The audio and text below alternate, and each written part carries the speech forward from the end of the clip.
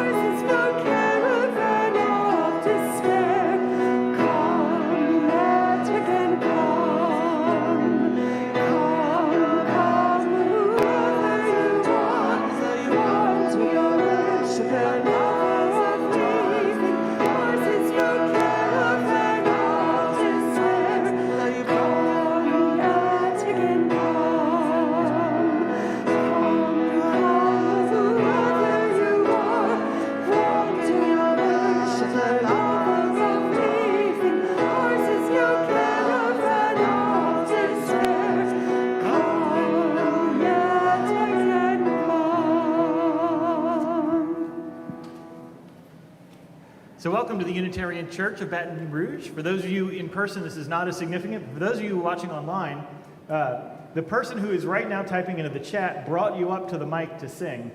So that was a little,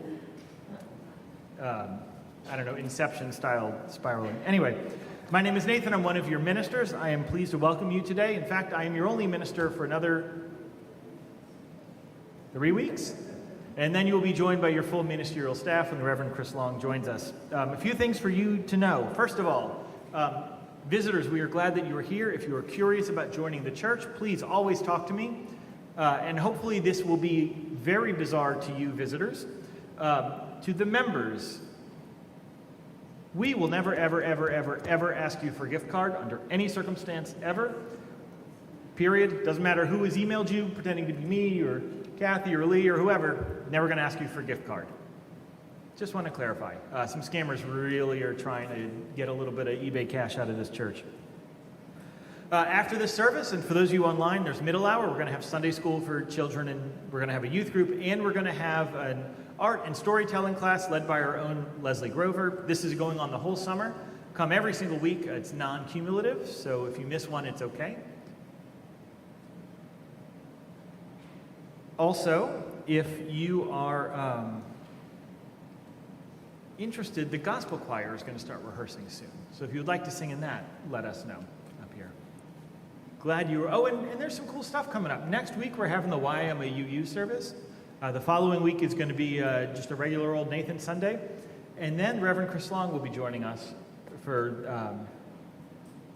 and then we're going to, for his first Sunday, and then Reverend Jim Vanderweel is a guest preacher who's also a member of this church, and then we're going to do our gospel service. It's a great July coming up for you. Anyway, glad you're with us. Welcome to this church.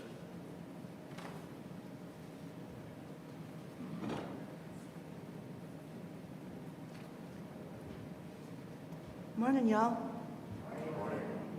It is so good to be here and to be back in the sanctuary after General Assembly and to see all of you here this morning. The story this morning comes to us from a minister, Christopher Buse. It's the story of two frogs in the forest with a butter churn. So two frogs were hopping through the forest when they actually accidentally hopped into a big churn of cream. Now the sides of the churn were so slick and so slippery that there was no place to hold on to. So the frogs had to swim in circles to stay afloat. After a very long time, one frog said to the other, "There is no hope. We are doomed to drown in this cream." The older frog said, "Don't lose hope. Life is a circle. There are bad times and there are good times. One must endure the winter to see the spring." The young frog was not so sure, and he said, "You're wrong. We're going to die. I tell you, we are going to die." And the older frog said, "But you have to keep hope alive. For if hope dies, we too will die. But if we can keep hope alive, we will live to see another sunrise." The younger frog was starting to lose hope. He began to sink down into the cream. "Keep hope alive. Keep hope alive," said the older one. The younger one repeated, slowly at first and then more strongly, "Keep hope alive. Keep hope alive." And the more they repeated the words, the stronger they felt. And the more strength they had, the more strength they could have to keep swimming in circles. And as they swam and swam and swam, an amazing thing happened. What do you think happens when you pummel cream enough with frog feet? Exactly, it begins to turn to butter. And they soon had a patty of sweet, creamy butter. They were able to use that as a platform to hop up and out of the churn. They landed on the ground just in time to see a beautiful sunrise, and the older frog said to the younger frog, "Remember, life is a circle. Despair may last for a night, but joy comes in the morning." And the two frogs hopped away into the woods.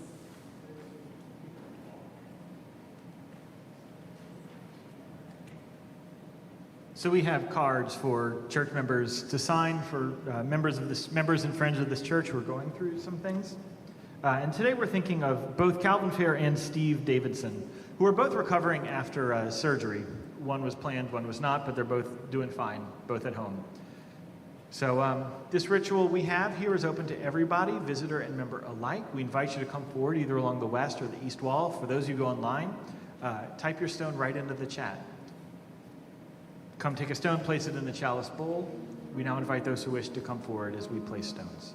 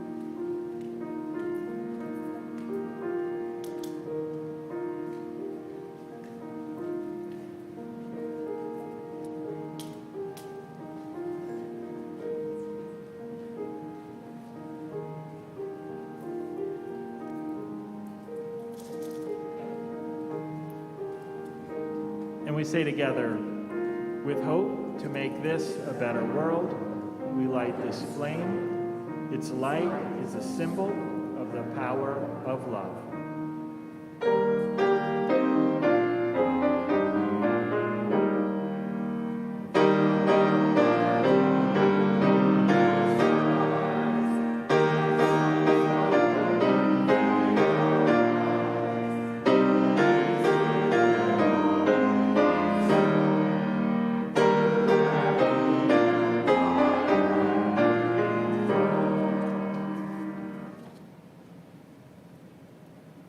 So I grew up watching The Simpsons.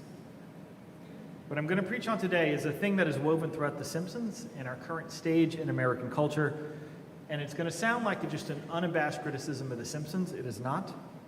So let me start with my bona fides, my positives about The Simpsons. I originally saw it when it used to run on the Tracy Ullman Show. Back then, my grandma would watch Fox all day in her fishing camp. So I would watch that among Married with Children and In Living Color and all of the not child-appropriate Fox television of the time. I gathered at my cousin's house the first time The Simpsons Christmas special aired on national TV. So I'm using The Simpsons as a fulcrum of the service today, not because I hate it, but because there is a thread we need to examine in it. When I was in college, I worked over the summers as at a Unitarian conference center up in the mountains. And there was another counselor, we were like hiking on a trailhead or something. And he said to me that he can't watch The Simpsons anymore because they were too cynical. He'd read some book about how the cynicism was an expression of privilege and it was insincere, and it was at the forefront of cultural erosion. Hey, Mike, I'm getting some no one can hear me things, which is probably for the best, but for the sake, let's just up it a little.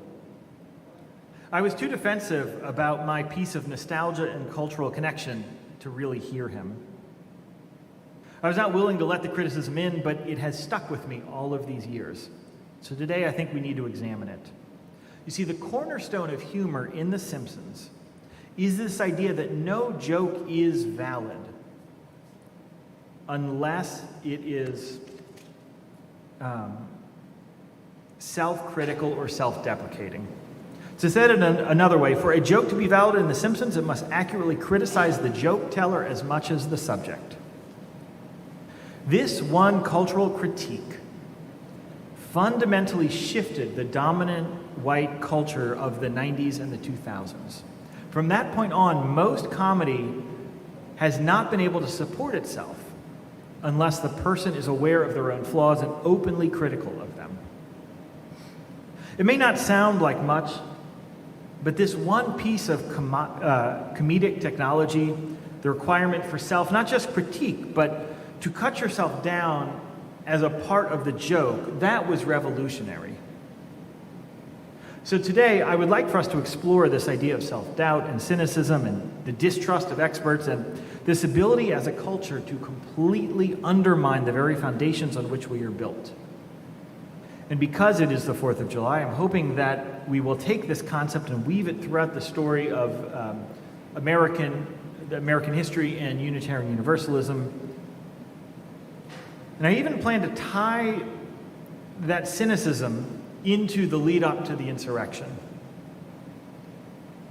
But first, and I did not script this transition well, this is not a church that tears down with cynicism. This is a church that builds up.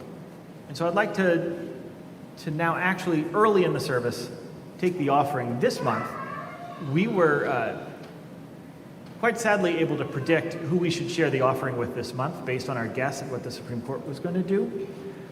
So remember, half of everything that we collect goes straight to organizations that are doing good work in the world. And so this month we are going to share our offering right down the middle with Planned Parenthood. So I'll invite you to give very generously as this morning's offering is given and received.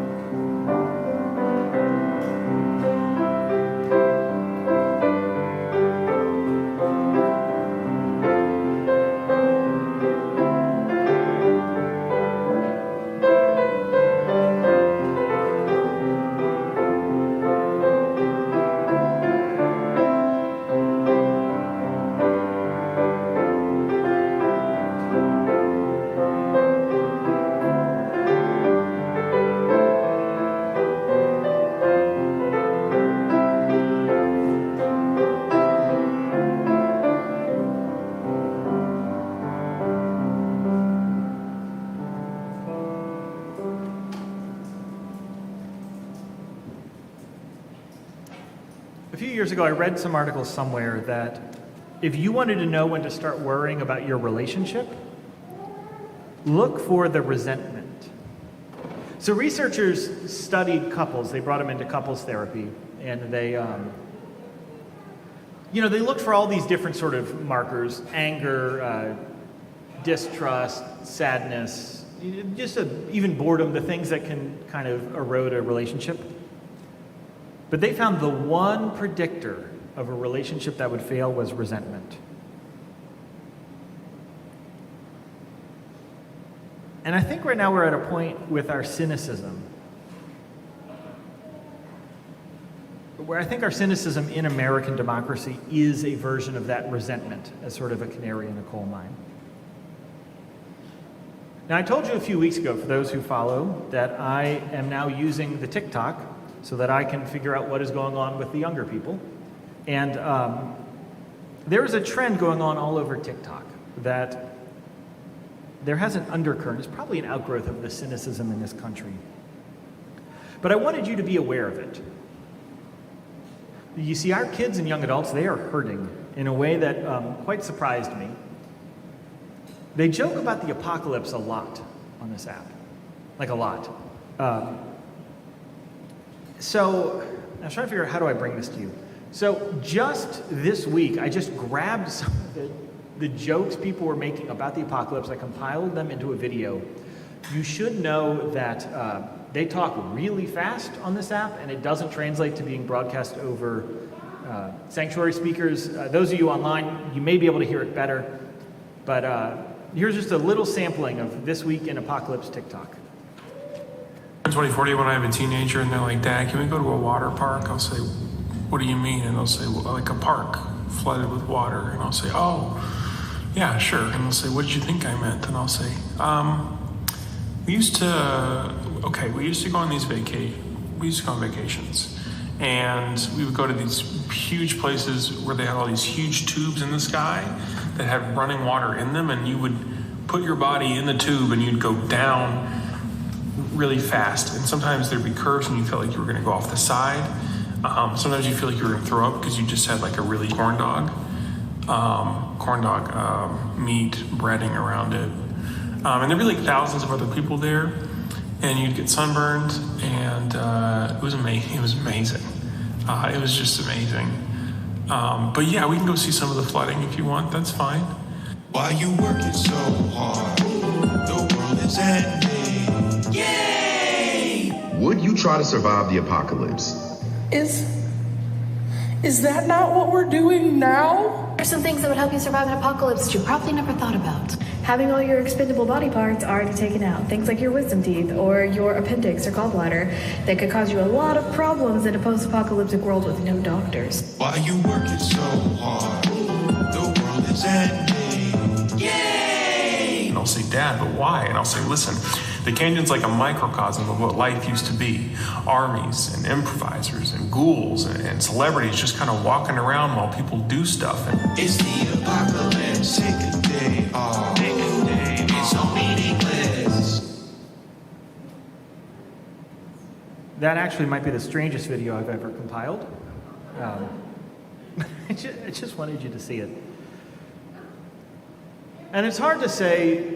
Some people here probably think that they're not entirely wrong.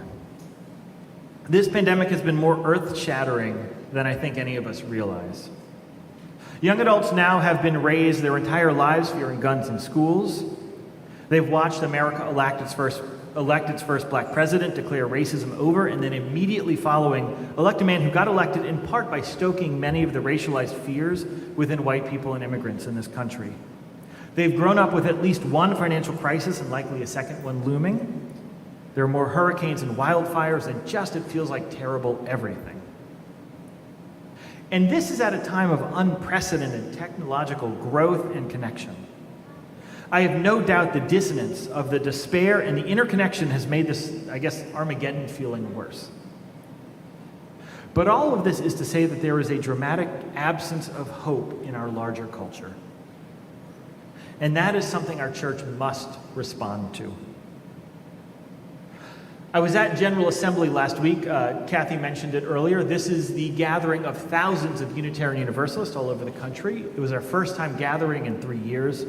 And so I had a plethora of colleagues that I could ask their opinions on cynicism and hope. So one of the colleagues I asked was sitting outside of the hotel, and I just said, what would you do with this cynicism topic? And the first thing he said,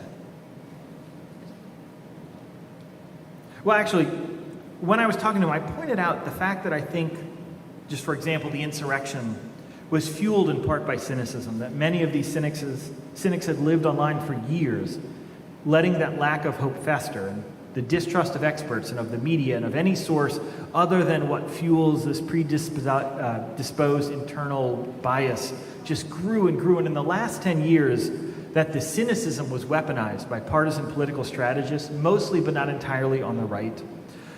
You can look at a lot of the criticism on cable news right now to see this. There is a Simpsonian undercut of the discrediting of true feelings of wanting a better world with a cynicism about the values and motivations of that individual or cause.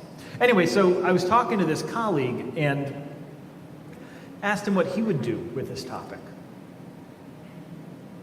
And he said he wonders what one of the followers felt when they stood along the road and saw Jesus marching with his cross on his shoulder going to his death. This colleague wondered what they were feeling if they knew that this message of justice and love and forgiveness would live on. How did they keep going on with things seeming the bleakest? How did they stay out of that pit of cynicism? So I looked him square in the face and I said, I can't do a service on that. This congregation's not going to let that fly. I said, give me something a little more upbeat, would you? And he couldn't.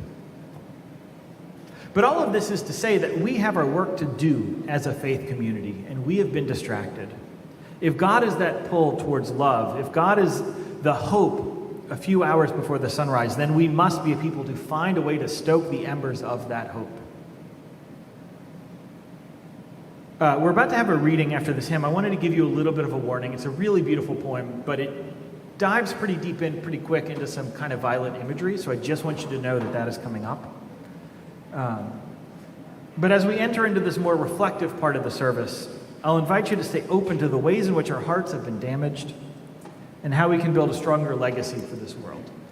So I invite you to rise and body your spirit for this next hymn.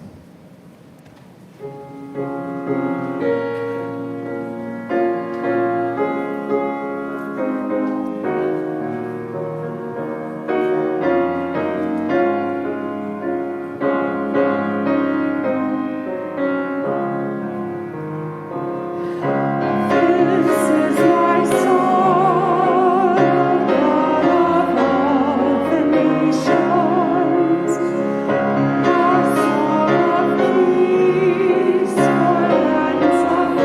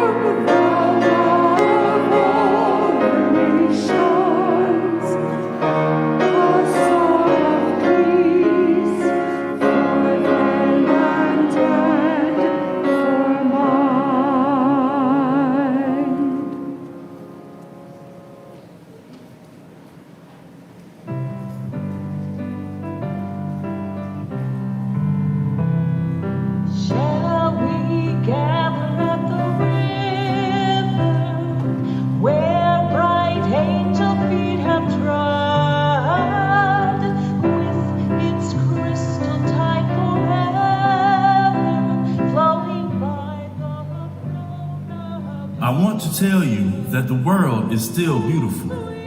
I tell you that despite children raped on city streets, shot down in schoolrooms, despite slow poison seeping from old and hidden sins into our air, soil, water. Despite the thinning film that encloses our aching world. Despite my own terror and despair.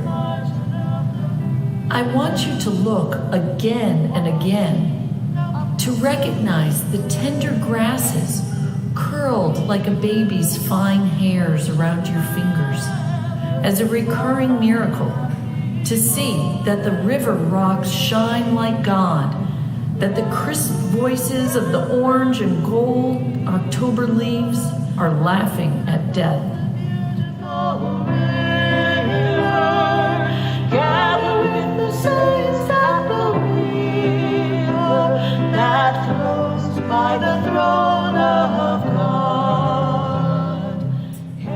I want you to look beneath the grass to note the fragile hieroglyphs of ant, snail, beetle. I want you to understand that you are no more and no less necessary than the brown recluse, the ruby-throated hummingbird, the humpback whale, the profligate mimosa. I want to say, like Neruda, that I am waiting for a great and common tenderness, that I still believe we are capable of attention, that anyone who notices the world must want to save it. That I still believe we are capable of attention, that anyone who notices the world must want to save it. Soon our pilgrimage will cease. Soon our happy hearts will quiver with the melody of peace. Yes, we'll gather at the beautiful river. Gather with the saints at the river that flows by the throne of God. Would you join me in a moment of prayer and reflection? The God that we know when we see love and justice and hope and courage, be with us on this day. And hold all those who are afraid, all those who are heartsick and grieving, all those who want to know that they are loved, all those who want to know that they are worthy.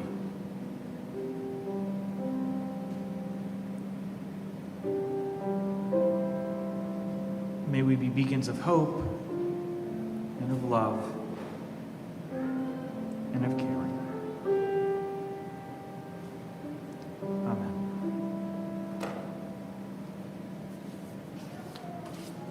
So I know that this is the 4th of July weekend, and I'm willing to bet that many of you are feeling a lot of despair about the country right now. So let's take a few minutes to explore where I think we are as a country as it relates to its history, our cynicism, and its future.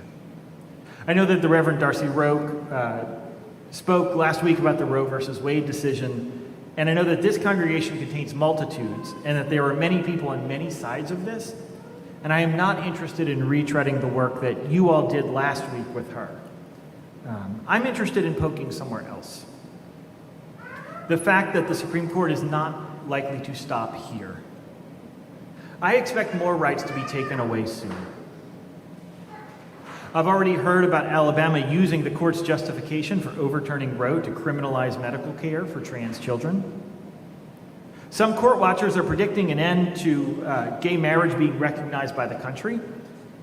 Not an end to gay marriage, because the state has no power over that. That's between individuals and the church. But the recognition, some people are predicting, will be over. Certainly the Supreme Court allowing our state legislature to keep its maps that suppress the black vote is just one of many examples of what's to come. And that's to say nothing of what their rulings recently on guns or the EPA will do to our health and safety right here in Louisiana.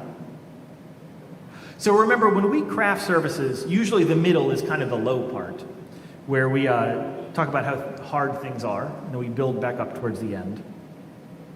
See, even in a sermon like this, I can't get away from that Simpsonian self-critique right in it. It's woven into the culture. The thing, that disconnect that many of us are feeling right now, might be because the powers in this country are out of sync with the people in this country. Right now, all but one of the members of the Supreme Court who made that ruling were appointed by presidents who did not win the popular vote. Based on current migration patterns, it is likely that 70% of the Senate will represent 35% of the country within the next 30 years. I feel like there is something going on in our culture, something unstable, something out of balance that is likely going to result in some major changes soon. And I don't think any of us know how this is going to settle. I think that instability you are feeling is because our country is currently being governed by a minority of the country. But this is not new. Our institution has failed us. This is not the first time our institutions have failed us. This country was founded to give some people the right for a democratic voice at the expense of others. The Senate was put in place to preserve the power of slaveholding states. It is designed not to listen to black people or to poor people or to listen to those in Appalachia or to listen to women or anybody who is marginalized. It was designed to be rule of the minority over the majority. And our country was designed this way, built on the faulty premise that there are white people and black people and that those people need to be separated in order to keep us from rising up against those in power. That is not cynicism. That is a genuine acknowledgement of this country's history. And until we do the deep work of identifying the myths in this country that keep the systems of oppression in place, we will not get to the promised land. It's just that simple. And I have no doubt it's going to get much worse in the next few years. The combination of climate change, a regressive court, and more racially restrictive gerrymandering, the increase of the influence by wealthy and corporate interests, the continued disinterest by our government to do anything about the algorithmic sorting by social media companies. All of these are going to make it a lot harder for people, especially people who have much less protections than I do. So what does this mean for us as a church? What does this mean for us as a people of faith? In times like this, I keep turning back to my faith, my understanding of God, and the fact that Unitarian Universalism has yet to let me down theologically. So let's go ahead and sing again as we get ready for the up part. I invite you to rise in body or spirit.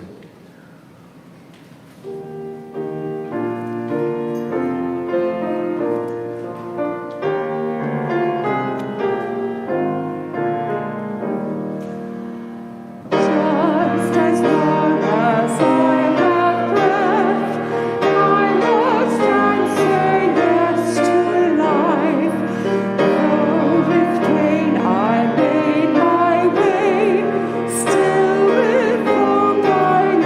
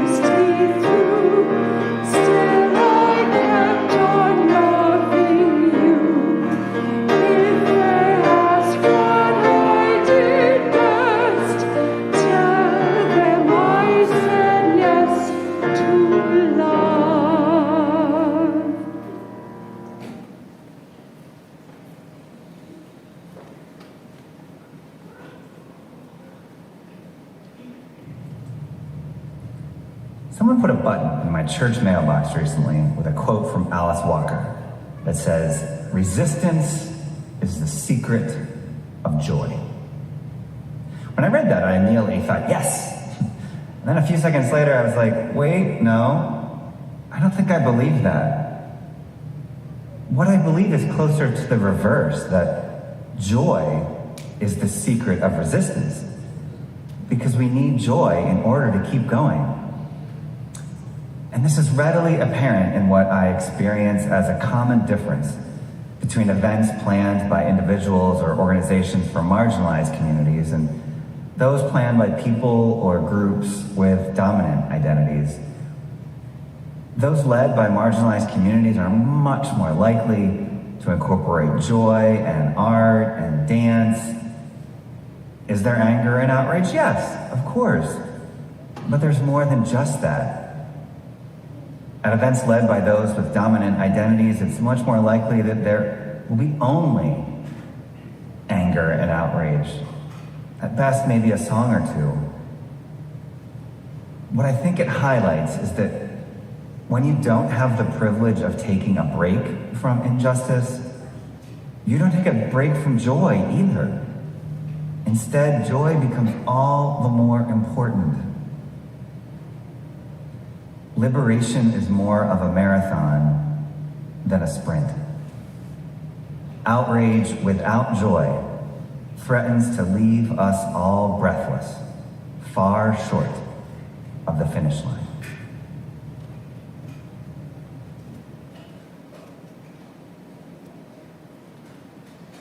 So we're going to close with a few other reflections from my time in Portland. Like I said, I asked a number of colleagues this question of cynicism. I did get more hopeful responses. One colleague, she said that cynicism is the inverse of romanticism. That the people who have fallen into the pit of cynicism usually are those who have the most romantic ideas about how the world should be. Those are the ones who had their hearts broken so many times they could not find a way out of it. I keep thinking of myself in college at LSU when I kept learning about all of the different corporations that I supported and how terrible they were. There was one point I asked one of my activist friends, like, if you could just stop for a while and leave me to have something I could enjoy. I know we as a church are probably wired to denigrate all those who participated in the insurrection, or for an easier example, those who keep passing these regressive laws in Louisiana that make all of us less safe. But I am certain at the core of this group is a group of people who had their hopes dashed over and over, their stories destroyed, and did not have a ladder out of their pit of cynicism. You know, one of the things I struggled with in Portland was there were so many people who appeared to me to be living on the streets and quite literally were shouting often, usually at no one that I could see. I'm presuming there are mental health challenges, but that's conjecture on my part. And I asked a colleague of mine, why was Portland like this? Like, is it that more people who are struggling or unhoused are attracted to Portland because there are so many resources that are available that it just, you know, in a lot of cities, Baton Rouge included, a lot of the effort is spent hiding those who are marginalized rather than letting them be seen. Is it that, or is Portland really not as progressive as it claims to be? And she said, you know, things got a lot worse during the pandemic. She serves in New Orleans. And, you know, Portland really thought of, the Pacific Northwest really thought of itself as sort of a liberal utopia, which, by the way, it comes out of its origins. It was founded by a lot of the sort of utopia-ists, the old Unitarians from the Northeast who really thought that salvation could happen through education and through covenant building. And so what happened, this colleague said, is when the pandemic hit and it pulled the curtain away on the social injustice and the medical inequalities and just all of the things that people were genuinely shocked and didn't know what to do with it. And she contrasted that to serving down here where, I don't know many people who have any how do I put it? She just said people down here kind of understand the problems pretty well, to the point that they almost can't feel it anymore. And that it's a fundamentally different way to serve. And this has been my experience as well. My ministry down here has spent more time trying to convince people that we can demand a better world rather than convincing them to see that the world is not as much as we had hoped it would be. One of the scribes came near and heard them disputing with one another, and seeing that he had answered them well, asked him, "Which commandment is first of all?" And Jesus answered, "The first is, 'Hear, O Israel, the Lord our God, the Lord is one.'" That was his little Unitarian gem. "The Lord is one. You shall love your God with all of your heart and with all of your soul and with all of your mind and with all of your strength. And the second is this: you shall love your neighbor as yourself. There is no commandment greater than these." And so this is the God part of the service. The faith that I have seen throughout my life, is this pull towards a more just, a more loving world. I don't experience God as an interventionist. I don't experience God as a being or a thing that makes good things happen, or one that pulls the puppet strings on the world as it should be. I see God as a descriptor of something. What I mean by that is that there is something pulling us out of this pit of despair, something that keeps us connected, something that keeps us joyful, keeps us loving the world despite all the evidence that we should hate it. And those trapped in that pit of despair cannot see that God that I'm talking about. The great commandment is that no matter how much despair we might see, no matter how hard it gets, that we must love this world and love justice and love that pull out of the pit of cynicism with all of our heart and all of our soul and all of our mind and all of our strength. And what I have seen, I've not seen the wicked soul or us born into terribleness or original sin, but what I have seen is that when we can truly see the world as it is, then we are pulled to make it better. We are pulled to do what is better for us and for each other. Anyone who truly sees the world must want to save it. This is the core theology of the sermon and of this church. You can actually see it manifested in the way we teach our whole lives, which is a sexuality curriculum, that I cannot imagine we're not going to offer this more and more out in the community, not just here in Baton Rouge, but as a country. One of the core assumptions in OWL is that if you give children age-appropriate, full information, they are going to do what is right and healthy. No hiding, no pretending. They actually, at the end of each session, they have a box that all of the participants, and we have adult OWL also, can put questions in. When I used to teach OWL, this is what I called my Google algorithm killing time. Because the kids would put questions in that box, which were terrible questions. And I mean really terrible questions. Mostly designed to see if we would take them seriously or not. And so I would have to Google how many teeth does a whale have. I don't know. I'm not going to go into it. I had to Google a lot of very strange things. And every Sunday, the following week, we would answer every question honestly so that they knew they were safe asking the serious questions that were on their hearts.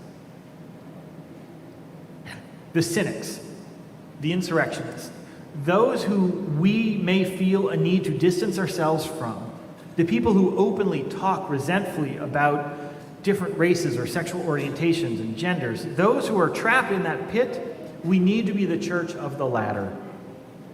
This does not mean we should not hold people accountable for the harms that they do or their ideologies do, but it means we must love them as we love ourselves. The faith that I have is that if we can see it, if we can see the world as complicated and as beautiful as it genuinely is, we will be pulled towards the promised land. So in this incredibly hard time, when things are going to continue to be hard for a while, where rights are going to continue to be taken away, this church will be here to protect them and to affirm your inherent humanness and your inherent worth and your inherent goodness. This church is not giving up. We are not moving on. We are not going to give up and sink into that not yet butter, to borrow from the story earlier.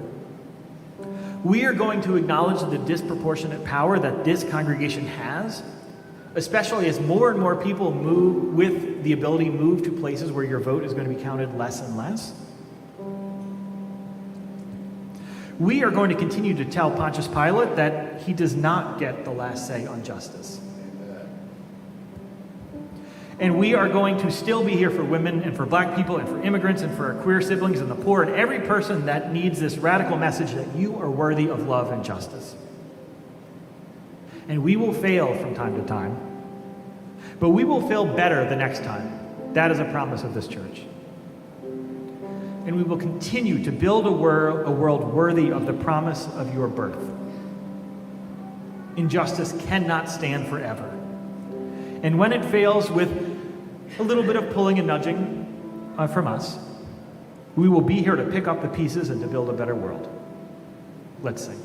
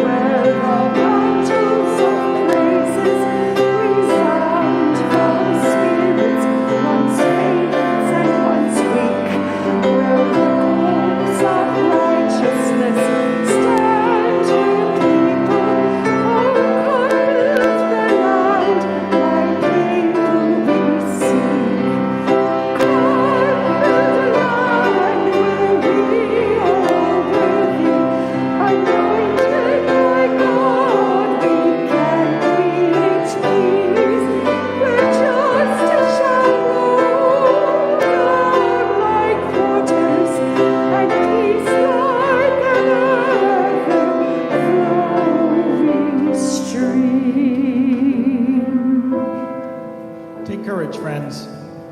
The way is often hard, the path is never clear, and the stakes are very high. Take courage, for deep down there is another truth. You are not alone. Go in peace, go in love. Amen.